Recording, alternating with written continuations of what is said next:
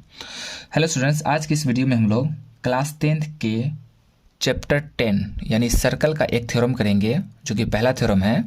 और थ्योरम कुछ इस प्रकार से है। The tangent at any point of a circle is perpendicular to the radius through the point of contact. अब इस थ्योरम में हमसे क्या कहा जा रहा है, पहले इसको समझ लेते हैं।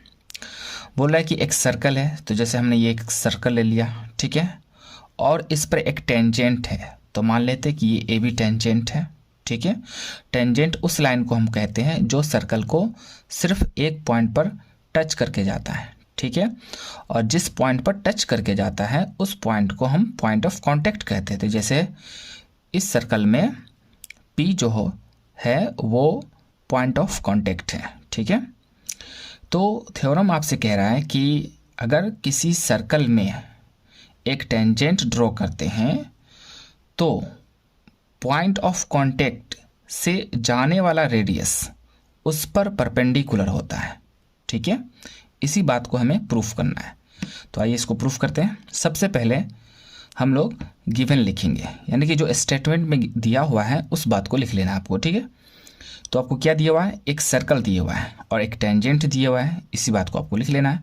तो अ सर्कल COR, इसका मतलब है C मतलब सर्कल, O मतलब सेंटर, R मतलब रेडियस, यानी एक ऐसा सर्कल जिसका सेंटर O है और रेडियस R है, विथ ए टेंजेंट जिसका टेंजेंट AB, टेंजेंट क्या है AB, हमने यहाँ AB टेंजेंट ले लिया है, एट P यानी P पॉइंट पर है, ठीक है।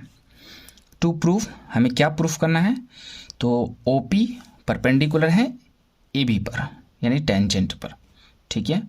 इसको प्रूफ करने के लिए हम कंस्ट्रक्शन वर्क करेंगे, ठीक है।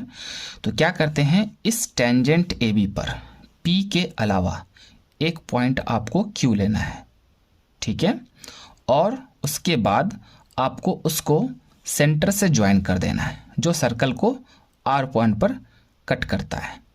इसी बात को इस तरह लिख लेंगे, take a point Q other than P and join OQ intersect circle at R, ठीक है। अब आइए इसको प्रूफ करते हैं। प्रूफ में अगर हम फिगर पे गौर करें तो OP और OR दोनों ही रेडियस हैं, ठीक है ना, इसलिए आपस में इक्वल हो जाएंगे। इस बात को इस तरह लिख लीजिए, OP is equal to OR equal to radius.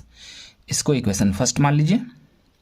अब फिगर में फिर से गौर कीजिए, आप देख सकते हैं कि OQ का एक पार्ट है OR। तो कोई भी पार्ट अपने होल से छोटा होता है, तो हम इस बात को लिख सकते हैं कि OR छोटा है OQ से। तो इस बात को यहाँ लिख लेंगे हम लोग, OR छोटा है OQ से, ठीक है। और OR यहाँ से किसके बराबर है, OP के बराबर है, तो आप OR के स्थान पर OP रख देंगे। इस बात को लिख दिया फ्रॉम फर्स्ट, क्लियर है।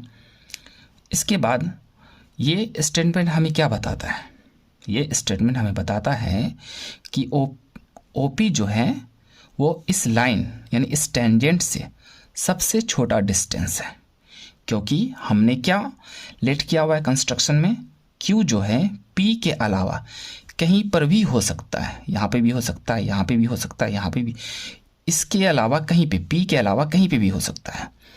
तो OP छोटा है, हमें यहाँ प्रूफ हो गया है OP छोटा है OQ से।